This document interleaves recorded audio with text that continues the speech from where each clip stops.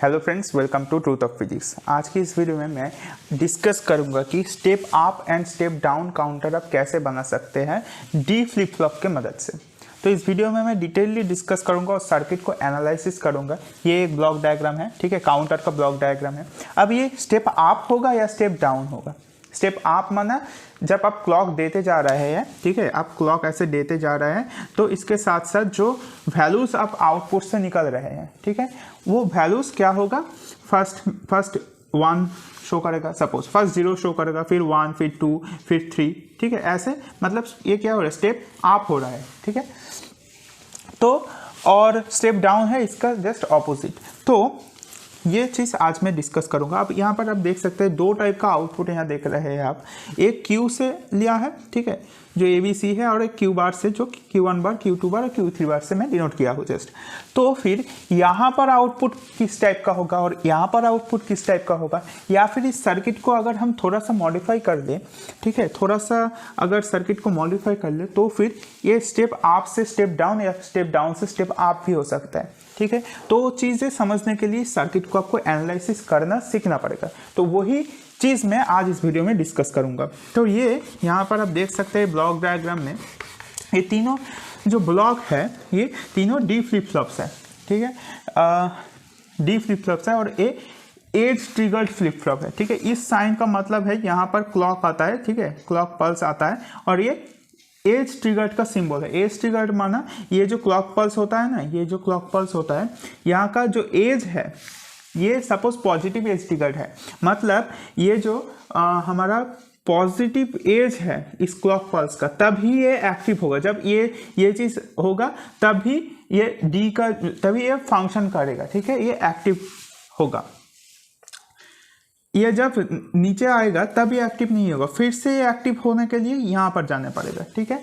तो फिर ऐसे चलेगा, फिर से एक्टिव होगा इस पल्स में, ठीक है, इसके राइजिंग एज में। तो ये edge triggered this type of symbol denotes that this is edge triggered D flip flop. अच्छा, अब क्या होगा, अब ये डी फ्लिप फ्लॉप है क्या, छोटा सा मैं बोल देता हूँ कि एक एसआर फ्लिप फ्लॉप हमारे पास है सपोज, ठीक है, एस और आर, और ये क्यू है और ये क्यू बार है सपोज, ठीक है। तो ये नॉर्मल एसआर फ्लिप फ्लॉप है। अब इस एस को हम यहाँ पर 2 इनपुट लेते हैं नॉर्मली, ठीक है, एक एस का एक आर का। अब ट्रूथ टेबल अगर हम बनाए एस और आर का तो यहाँ पर चारों कंडीशन होता है 0 0 1 1 0 1 और 1 0। अब यहाँ पर अगर हम इसको और इसको कनेक्ट कर दे ऐसे कि इसको और इसको ऐसे कनेक्ट कर देते हैं एक नॉट गेट के साथ, ठीक है, तो फिर क्या होगा, यहाँ पर ये कनेक्टेड है नॉट गेट के साथ, मतलब ये दो कंडीशन ऑफ हो गए, सिर्फ ये दो कंडीशन है। अगर हम यहाँ पर इनपुट एक ही इनपुट है, ठीक है, जो ये डी से डिनोट कर रहा हूँ मैं, एक ही इनपुट है, इसको अगर मैं 0 कर दूँ तो फिर ये ऑटोमेटिकली नॉट गेट के कारण यहाँ पर इनपुट क्या हो जाएगा, 1 हो जाएगा, यानी इस कंडीशन को फॉलो करेगा। ऐसे ही अगर हम यहाँ पर 1 दे तो फिर ऑटोमेटिकली जो आर में इनपुट जाएगा वो 0 हो जाएगा और इसमें तो 1 ही जाएगा। तो ये दो कंडीशन ऑटोमेटिकली रिमूव हो जाता है, ठीक है। तो फिर ये दो कंडीशन वैलिड होगा। ये है डी फ्लिप फ्लॉप, मतलब in a sense you can understand that D में जो भी आएगा इनपुट वो ही इनपुट आउटपुट में शो होगा। डी में अगर 0 है तो आउटपुट 0, डी में अगर 1 है तो आउटपुट 1 होगा। अब हम यहाँ पे तीनों आउटपुट लेंगे, ठीक है। ये जो ऊपर वाला है ABC, इसको हम ऐसे लिखेंगे, C B और A इस टाइप से लिखेंगे। क्यों लिखेंगे ये आप थोड़ी देर बाद समझ सकेंगे। तो ये तीनों आउटपुट निकलेंगे और यहाँ से भी क्यू बार से भी हम तीनों आउटपुट लेते हैं, ठीक है। इसे भी उल्टे से लिखते हैं, ठीक है, मतलब Q3 को ऐसे लिखते हैं, Q3 बार, Q2 बार और Q1 बार। तो फिर क्या होगा, यहाँ पे आप देख सकते हैं कि पहले इनिशियली सपोज ये जो ABC है ये 0 है सपोज, तो ABC हम 0 का मानते हैं, ठीक है। इससे कोई फर्क नहीं पड़ेगा, आप थोड़ी देर बाद समझ सकेंगे। तो फिर ओके, तो फिर हम देख सकते हैं कि अगर ABC 0 है तो फिर इसका Q अगर 0 है तो फिर Q बार 1 होगा। तो इसका मतलब ये 1 1 1 है। इनिशियली कोई भी क्लॉक पल्स नहीं दिया, अब क्लॉक पल्स हम शुरू कर रहे हैं, ठीक है, फर्स्ट क्लॉक पल्स दे दिए हैं, यहाँ पे। तो फर्स्ट क्लॉक, ये फर्स्ट क्लॉक है, ठीक है। फर्स्ट क्लॉक में क्या होगा देखते हैं। फर्स्ट क्लॉक जब भी आएगा, जब भी यहाँ पे फर्स्ट क्लॉक पल्स आएगा, मतलब ये राइजिंग एज आएगा, तो फिर ये क्या हो जाएगा, एक्टिव हो जाएगा। इतने देर तक, जब भी हम जानते हैं क्लॉक पल्स जब तक नहीं दिया जाएगा कोई भी फ्लिप फ्लॉप में, तब तक वो इनएक्टिव रहेगा। जब भी क्लॉक पल्स आएगा तब वो ऑन होगा एक्चुअली, बाकी समय वो ऑफ रहेगा। तो फिर ये अब ऑन हो जाएगा, सिर्फ ये ऑन होगा क्योंकि इसके क्लॉक पल्स हम दिए हैं, ठीक। अब क्या देखा जा सकता है कि फर्स्ट इसका मतलब ये एक्टिव हुआ। अब एक्टिव अगर हो जाएगा, अब डी में जो भी इनपुट होगा वो क्यू में आउटपुट होगा। ये फॉर्म क्या, ये परफॉर्मेंस से देगा। अब डी में क्या इनपुट है, देखिए डी फिर हम कनेक्ट कर दिए इस सर्किट में क्यू बार से, और क्यू बार इनिशियली क्या है, Q1 बार हमारा 1 है। मतलब ये 1 क्या होगा, यहाँ से यहाँ पर आएगा, और ये क्योंकि ये D अब 1 हो गया, इसका मतलब Q क्या होगा, Q हमारा 1 हो जाएगा। मतलब A में हम 1 पाएंगे, ठीक है। अब ये तो ऑन हो गया, मतलब Q हमारा 1, तो फिर Q बार क्या हो जाएगा, कॉरस्पॉन्डिंग Q बार हमारा 0 हो जाएगा, ठीक है। क्योंकि Q 1 है तो फिर Q बार 0 हो गया। अब जब भी ये 0 हो गया, Q बार 0 हो गया, मतलब क्या, यहाँ पर कोई भी पल्स नहीं जाएगा, मतलब यहाँ पर क्लॉक पल्स नहीं जाएगा, क्योंकि यहाँ का क्लॉक पल्स कनेक्टेड है, कहाँ से क्लॉक पल्स दे रहे हैं, क्यू बार, और क्यू बार हमारा 0 हो गया है, ठीक है। तो फिर ये काम नहीं करेगा, और ये काम नहीं करेगा, इसका मतलब ये भी काम नहीं करेगा। मतलब ये पहले के जो भी स्टेट्स थे उस स्टेट्स में ही बिलोंग करेगा। मतलब पहले ये 0 था तो ये 0 ही रहेगा, और ये 1 1 ही रहेगा। ये वो फर्स्ट पल्स। अब सेकेंड पल्स दे रहे हैं, ठीक है। सेकेंड पल्स का राइजिंग एज आया। अब क्या होगा, अब फिर से हम यहाँ पे क्लॉक पल्स एक्टिवेट हो रहा है, मतलब यहाँ पर फिर से ये एक्टिवेट होगा, ठीक है।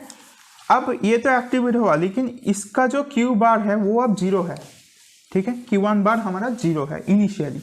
तो फिर जब भी ये एक्टिवेट होगा, Q1 बार का वैल्यू यहाँ पर आएगा, तो फिर यहाँ पर क्या होगा, यहाँ पर 0 होगा, D 0 होगा, मतलब Q क्या होगा, 0 होगा, मतलब A हमारा 0 हो जाएगा अब, ठीक है। A 0 हुआ मतलब क्या, Q बार 1 हो गया, मतलब Q बार के जगह, Q1 बार के जगह पे हम 1 लिख सकते हैं। तो Q1 बार 1 हो गया, मतलब क्या, ये पल्स की तरह बिहेव करेगा सेकेंड डी फ्लिप फ्लॉप में। तो फिर ये पल्स देगा सेकेंड डी फ्लिप फ्लॉप में। तो फिर ये सेकेंड डी फ्लिप फ्लॉप अब एक्टिवेट हो जाएगा, और उसके लिए क्या होगा, इसका जो Q2 में वैल्यू है वो यहाँ पर आएगा, मतलब 1 वैल्यू है, तो फिर 1 यहाँ पर आएगा, D1 माना Q1, मतलब B में हम 1 पाएंगे, 1 आएगा। अब 1 यहाँ पर आया, मतलब Q2 बार 0 हो जाएगा, इसका कॉम्प्लीमेंट होगा 0। तो फिर 0 अगर ये हुआ तो फिर ये क्लॉक नहीं चल रहा, मतलब ये ऑफ स्टेट में रहेगा, मतलब इनिशियल इसके पहले जो स्टेट था वही फॉलो करेगा, 0 था 0 ही हुआ, तो ये 1 था 1 ही होगा, ऐसे। अब थर्ड क्लॉक देखते हैं, थर्ड क्लॉक में क्या होता है।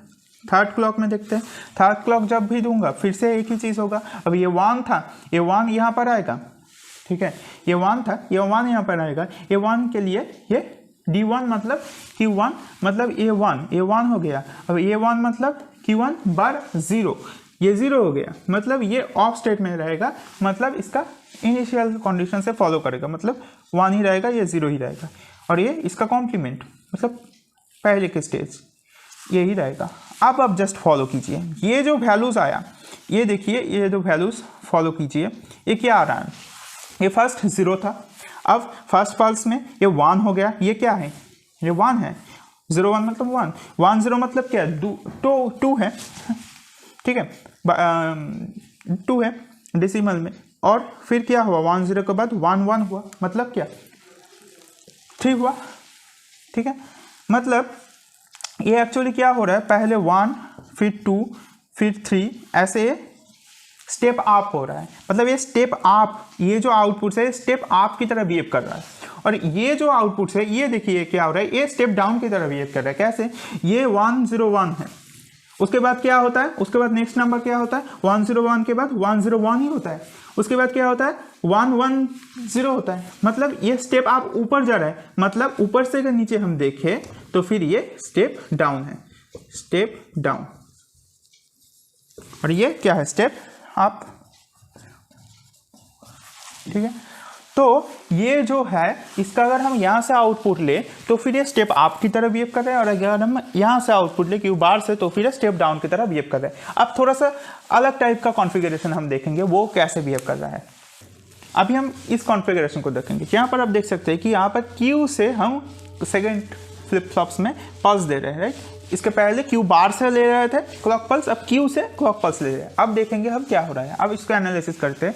सिमिलरली और एक चीज़ कि हम ऐसे क्यों लिख रहे हैं, CBA ऐसे क्यों लिख रहे हैं, क्योंकि आप पिछले एग्जाम्पल में देखे हैं कि ये हमारा में ये जो C है, ठीक है, ये जो C है ये मोस्ट सिग्निफिकेंट बीट की तरह बिहेव कर रहा था, इसलिए हम किए, ठीक है।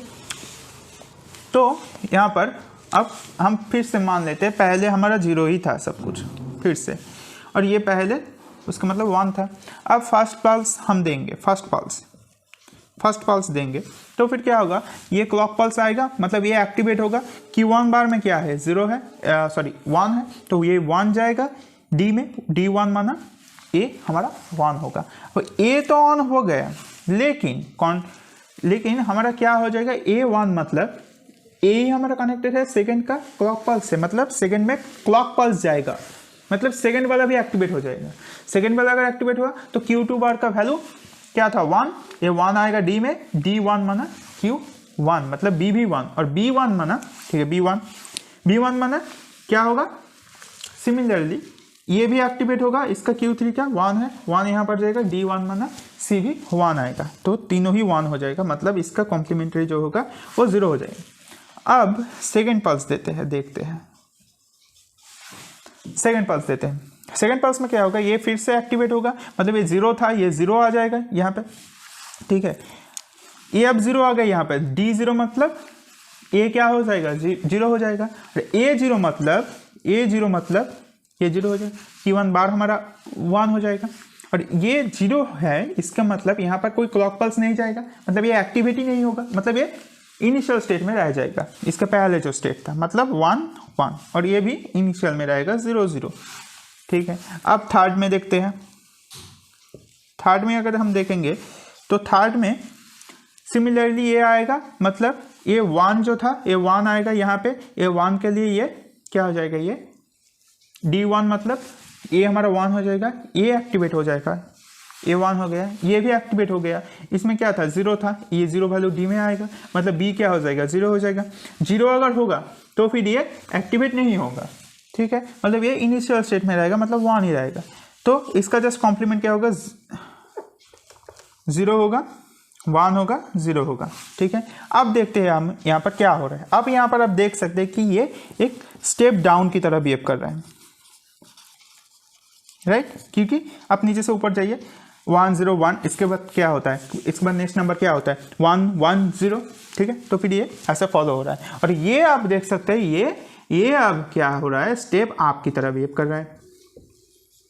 मतलब अब अगर हम यहाँ से आउटपुट लेते हैं तो फिर ये स्टेप डाउन की तरह बिहेव करेगा, और अगर हम अब ये क्यू बार से अगर हम आउटपुट निकलते हैं तो फिर वहाँ पर क्या किसकी तरह बिहेव करेगा, ये एक स्टेप अप काउंटर की तरह बिहेव करेगा।